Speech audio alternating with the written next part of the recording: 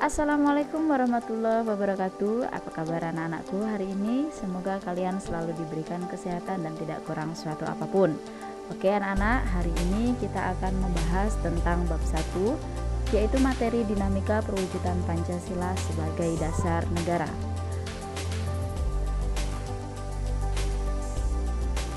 Bagaimana? Sudah siap? Mari kita mulai materinya.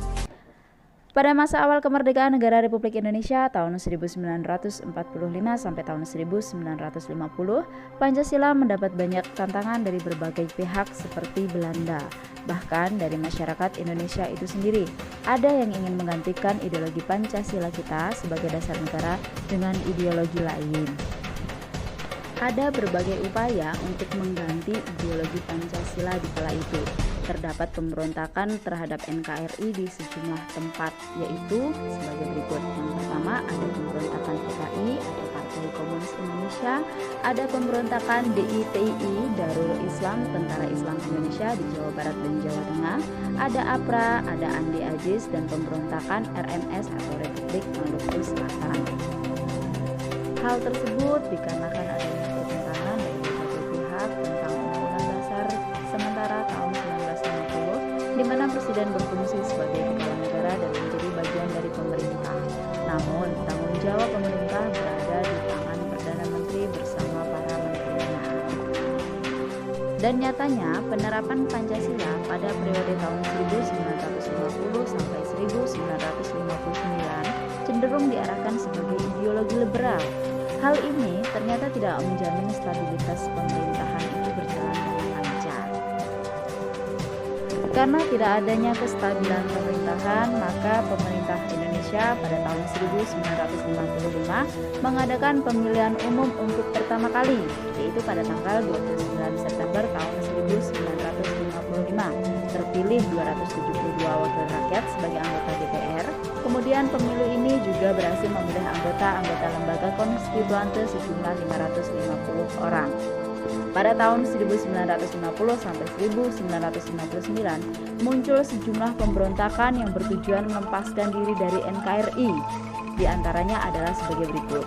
Yang pertama ada pemberontakan DITI di Sulawesi Selatan, Kalimantan Selatan, dan Aceh. Ada pemberontakan PRRI dan pemberontakan Permesta. Semua itu terjadi karena rasa kecewa atau ketidakpuasan terhadap hasil pemilu. Sebagian pihak menyebut masa tahun 1959 hingga 1966 sebagai periode demokrasi termungkin. Pada masa ini demokrasi dianggap tidak berada di tangan rakyat sebagaimana diamatkan dalam Pancasila, namun cenderung berada pada kekuasaan presiden itu sendiri. Akibat hal tersebut, maka terjadi peristiwa pemberontakan PKI atau Partai Komunis Indonesia, salah satu partai yang mengikuti pemilu di tahun 1955. Mereka melakukan gerakan pemberontakan atau sering kita kenal dengan sebutan G30 SPKI pada tanggal 30 September tahun 1965. Tujuan PKI melakukan pemberontakan adalah PKI berusaha merebut kekuasaan disertai pembunuhan 6 perwira tinggi dan seorang ajudan jenderal Ahmad Nasution.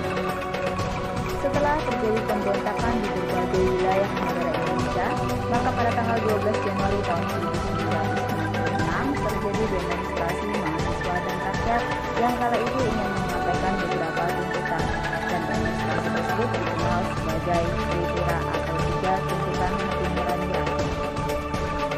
Adapun isi Tripura di kala itu adalah yang pertama bubarkan PKI beserta ormas-ormasnya, kemudian bubarkan kabinet Tripura dari unsur-unsur PKI, dan yang ketiga adalah turunkan harga.